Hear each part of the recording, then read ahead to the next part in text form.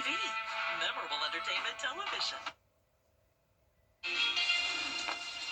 Now at 10, a different kind of delay at Augusta Regional Airport, why city leaders are pausing funding for a new airline. And a battle over the personal information of South Carolina's voters, why the Department of Justice wants that information, and what the state is saying. As your news at 10 starts now. Live from Television Park, this is WJBF News Channel 6 at 10 on MeTV.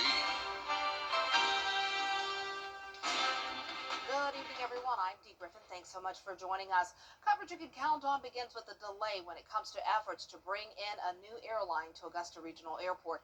Airport officials asking commissioners for financial help in next year's budget to recruit a new carrier, creating a new direct flight out of Augusta. George Escala explains. It's something many commissioners want to see, a new direct flight to a major destination out of Augusta Regional Airport, even though the idea did not take off at this meeting. But I was all in favor of it and still am in favor of moving in that direction. The airport is asking the city for a $1 million commitment to create a pool of funds as an incentive to attract a new carrier. But the request comes at a time where the city is facing a $7 million budget shortfall next year because the city's Rescue Act funds have run out. I'm going to support, regardless, I'm going to support us, pushing and doing what we need to do to get another airline here. It's no secret.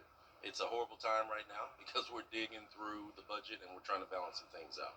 And while there is support for recruiting another air carrier, the city's budget situation is a cause of concern. Could you support $1 million for recruitment? Right now, today, I'm not sure I could. Commissioners say Augusta is not the only government getting the request, and the city money would not be needed if the new airline succeeds. That money, we'll hold on to that money in the event that the airline needs it. But if they meet the demands of the scheduled flights, then the money never be used. Airport officials were the ones who asked for the funding request to be taken off this meeting agenda, but city leaders are on standby for another ask. In Augusta, George Escala, WJBF News Channel 6. Parts of Broad Street will be closed for the rest of the week as road work is underway. Work crews are paving the section of Broad Street between 15th Street and St. Sebastian Way as part of the next phase of the streetscape project. Detours for this phase are available on Reynolds and Green Streets, but the city says work will continue in the area for several months. Nearby business owners are showing concerns about the impact of road work on workers and customers. It's a concern. But we'll figure a way around it. We'll work through it. But it will be challenging. It'll be challenging for all of our team members here at Kendrick. It'll be challenging for our customers and all of our vendors, tow trucks, parts deliveries. It will become a challenge. Construction on this section is expected to take a week to finish. Engineers will then work on the section between St. Sebastian and 13th Street starting September 8th. Traffic engineers were not available for comment. WJBF received confirmation John Ushery, the Assistant Director of Augusta's Department of Traffic Engineering, is resigning for a new job opportunity that will be closer to his family. And there is no word yet on who will replace Ushery in the position or when Ushery's last day on the job will be.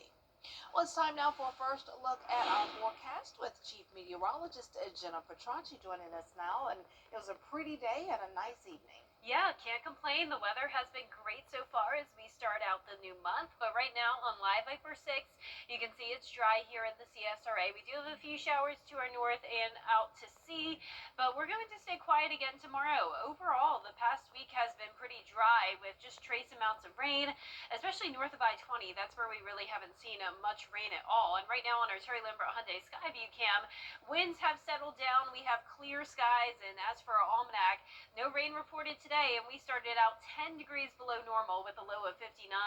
Then we climbed to 85 in the afternoon, so it was a few degrees warmer today than yesterday, but we're expected to go right back down to 59 degrees tomorrow morning. And right now we're at 69 in Augusta, 68 in Evans.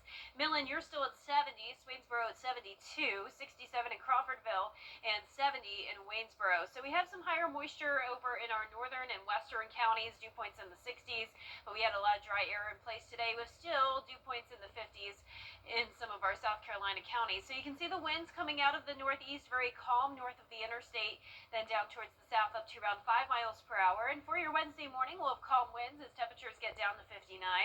Clear skies, and then looking ahead, you can see it's going to stay mostly dry with just a 20% chance of rain on Thursday and pretty hot temperatures by Friday. More details on your forecast coming up, but back to you, Dee. All right, thanks so much. A Trump administration demand to review. New reports show South Carolina students are continuing to show growth in reading, writing, and math. South Carolina wants to have 75% of its students performing at or above grade level by 2030. New data collected by SC Ready shows a nearly 7% increase in ELA performance for grades 3 through 8 and a 2% growth in math scores compared to 2024. South Carolina's superintendent sharing her excitement over the results. It's also about putting tools in teachers' toolboxes. We know that the letters training that we've done in early literacy has helped to amplify and provide a strong foundation for this early reading work that we know is so critical to student success for their entire education journey and really for their entire lives. Weaver says students in 3rd grade saw the most gains in literacy goals than any other grade in the state. Well, Aiken County is moving forward with a major project to support firefighters. A new training center is on the way. One leader says it will be state-of-the-art. It starts with a 3-story burn building. Firefighters will train on live burns fueled by natural gas using rappelling and rescue techniques. SWAT and police teams will also be able to use the tower. Right now, each of the county's 18 volunteer departments trained separately. Some have training at their own location. Some go out of county for it. City of Aiken has a training facility right now, but what we're looking to build is a single facility that all the departments can use, that's state-of-the-art and modern and large enough to support all the different groups. Construction could start this fall and wrap up by May of 2026. It's going to be sunny again tomorrow with warmer temperatures, so there is a gradual warming trend this week, but next week comes another cool down with some chances of rain. I'll have your full Viper 6 forecast right after this break. Every day, ordinary people in the CSRA do extraordinary things to serve our community. Each month, News Channel 6 recognizes these outstanding volunteers with the Giving Your Best Award. Do you know an everyday hero who goes the extra mile to help others? Nominate them for the Giving Your Best Award by visiting WJBF.com and filling out the entry form. Sponsored by Science Co., Piedmont Augusta, Security Federal Bank, and News Channel 6.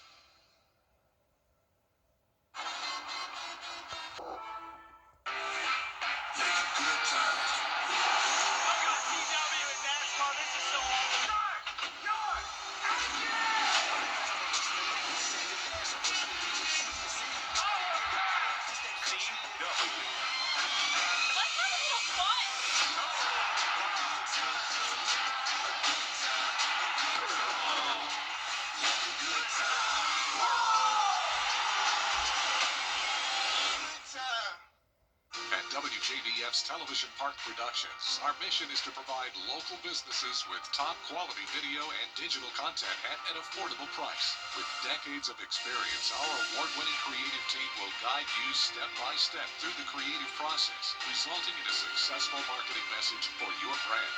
Over the years, we've helped hundreds of local businesses expand their voice. Visit WJBF.com/creative to find out how we can do the same for you. Now, your most accurate forecast with WJBF Live Viper 6. Welcome back. So in case you were wondering, we came in 4th place for the coolest August on record for the Augusta area. This is based on our high temperatures. Typically, our high temperatures range from around 91 to 94 degrees on average, and we only made it to 86.4. Now, right now on our Terry Lambert Hyundai Skyview cam over at Washington Road, it's a clear night with cooler than normal temperatures still to kick off the month of September. We're sitting at 69 at this 10 o'clock hour. Feeling like 73, dew points are in the low 60s, winds are calm, and around the CSRA we still have some places down towards the south in the lower 70s, the rest of us in the 60s. Our satellite and radar showing nice clear conditions tonight, and as we zoom out you can see we have this trough of low pressure that's bringing a few scattered showers and storms, but none here in the CSRA. A stationary front is down to our south with an area of low pressure in the Gulf. Now for a Wednesday, we're still going to be under the influence of that north wind. That's going to bring in the dry and sunny weather again. Upper 50s in the morning, just like how it was this morning, and then once we get into the afternoon, it will be a bit warmer again. So yesterday we got to 82, today we got to 85, climbing by 3 more degrees tomorrow. Here's a look at the forecast for Aiken's Macon downtown on Friday and Saturday. We're going to be hot, so just prepare for this. It's going to be noticeably hotter than it has been lately, on top of the fact that humidity will also be rising, and it means it's going to be a hot night for some football. This is our Game Night Live forecast as Barnwell heads down to Bamberg County. 90 still at kickoff, and then by the time the game is wrapping up, we'll be in the upper 70s. Here's a look at those game day forecasts for Saturday across the southeast. It doesn't matter where you are, Athens, Atlanta, Clemson, or Columbia, temperatures about the same at kickoff, low 90s, mostly sunny to partly cloudy skies, and minimal chances of rain, some places just up to around a 20% chance. Now, on top of those temperatures rising in the afternoon, we're also going to have warmer low temperatures, so once again, 59 tonight, but then 69, right at average, by Sunday morning. So we'll be climbing by around 10 degrees, very noticeable difference there, no more crisp, cooler mornings, and not a lot of rain during the work week, but then as we go into Sunday and early next week, rain chances will be on the rise. So here's our future cast tomorrow at 6 a.m., a dry start with winds still coming in from the north, but later on in the day tomorrow, winds will start to come in from the southeast, increasing our moisture, and as this cold front approaches us, that's when we could see some isolated to scattered storms Thursday afternoon and evening. Not expecting a washout. We'll still have a lot of dry air in place, limiting the amount of rain we'll see, but just keep that in mind that we could have a few showers develop. We're also watching some tropical development in the Atlantic off the coast of Africa. 70% chance that this becomes our next named storm, Gabrielle, so please keep that in mind. Doesn't look like it'll impact the CSRA or the United States, but we'll keep you posted. That 10-day forecast is showing temperatures warming up this weekend, but then going back to the mid-80s next week with those chances of rain starting on Sunday. All right, but they'll cool us off then. Yeah, looking forward to it. Thanks a lot. Coming up, big changes are happening for the U.S. Space Command headquarters, why the White House has pushed to move locations when we return. Do you know what time it is? Coming up, a pitcher from Grovetown getting called up to the big leagues. Hear more about his story in sports. The death of a loved one. 641-3305.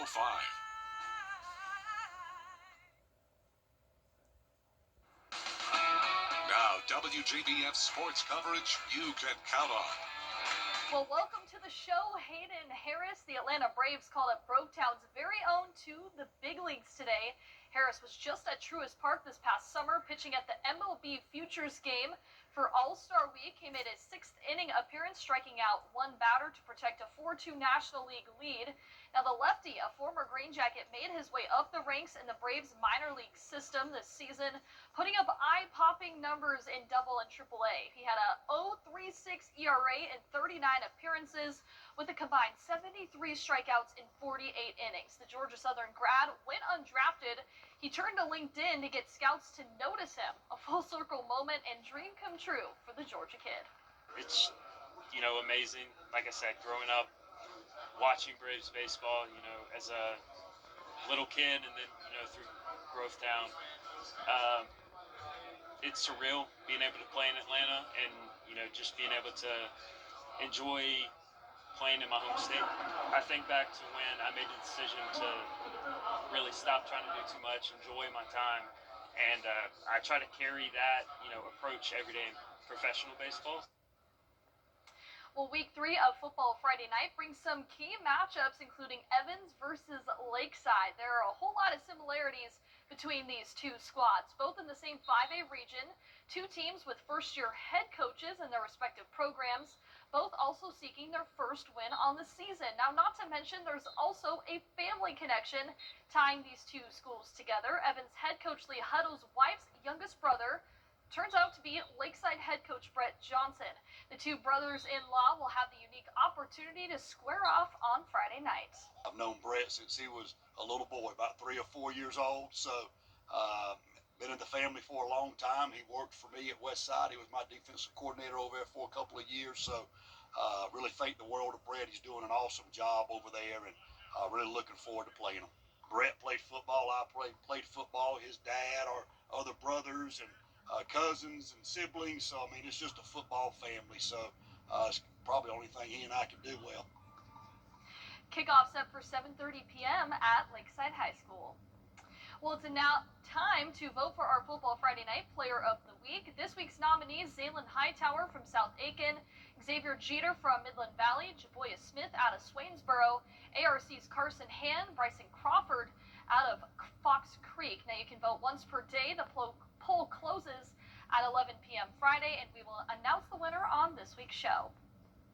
Well, the Augusta Jaguars men's golf team will kick off their season this week at the Visit Knoxville Collegiate.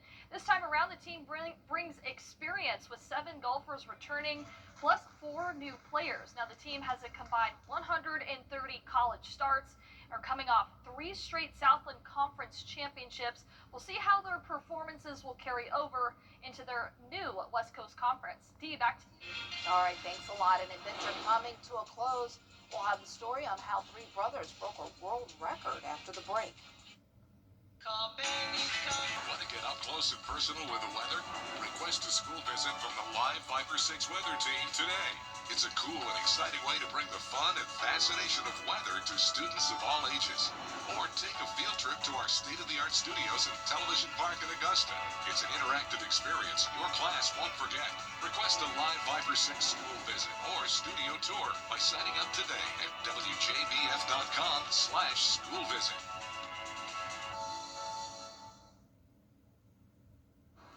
And last but not least, it took them a bit longer, but 3 brothers from Scotland just smashed a world record. They rode across the Pacific Ocean in 139 days. Danny New has more on their journey. An arrival in Australia, 139 days in the making. Over the weekend, 3 brothers from Scotland finally completed their 9,000-mile journey, becoming the fastest group to ever row across the Pacific Ocean unsupported. I think we're half expecting to just wake up suddenly and we'll be still out there in the middle of the ocean. I spoke with Ewan, Jamie, and Lachlan McLean about 36 hours later, still aboard the same vessel they used when they first rode out from Peru in April. Not surprisingly, the trip had many highs and lows. For starters, they got to enjoy countless sunsets together. I'm really inspired by the 3 of you. It also spoke virtually with actors like fellow Scott Ewan McGregor and Mark Wahlberg. Of course, though, there were tough moments, too. For example, just before I spoke with them on day 90 of their trip, just watch me on my feet. the youngest, Lachlan, was swept overboard by a storm with 20-foot waves. Thankfully, he was still attached, and the eldest, Ewan, was able to help him scramble back on board. If I hadn't been tethered to the boat, I would have been lost at sea, 100%. More storms then caused a detour for 6 weeks. In fact, the brothers told me they finished all of their dried meals the day before their arrival in Australia. Yeah, that's perfect. Thank you so much. So, needless to say, when they finally made it to land and each of their girlfriends showed up with a fresh, steaming pizza, when you ate the pizza, was that the greatest bite of your life? It was up there. However, the McLean brothers say their work is not quite done yet. With this journey, they wanted to raise £1 million for clean water projects in Madagascar, which has been an ongoing mission of theirs for years. After 139 days, their fundraiser sits at almost £900,000, which is over $1 million. Still, although we're on land now, we're still going to work hard until we get there. And that's brave. Wow. Yeah, good for them, and I love that they got some pizza. Yep. Yeah. It's scary, but at least they Very have much each other. so. Yeah, Oh my so gosh. scary. Well, our 10-day forecast is showing some really nice weather over the next few days. Temperatures are going to be heating up. We'll be all the way up to 90 on Thursday with a 20% chance of some isolated storms. Then as we go into the weekend, rain chances increase on Sunday, just a stray shower possible on Saturday. Temperatures are definitely heating up. We'll be back to that typical summertime heat and humidity. Low temperatures also rising from the upper 50s through up to upper 60s. And then next week, rain chances will go up to around 40% as the temperatures quickly go back down to the mid to upper 80s. So after that brief warm up, we're right back down to how we are now next week. Summer's like, don't forget about me. I'm still around somewhere. It's Yeah, not over. it's trying to peek in here Yeah, and a there, little but bit. not a long stretch by any Good. means. Good. Love that. The news continues at the top of the hour on News Channel 6 and 11. Hogan's Heroes is next here on MeTV. Have a great night.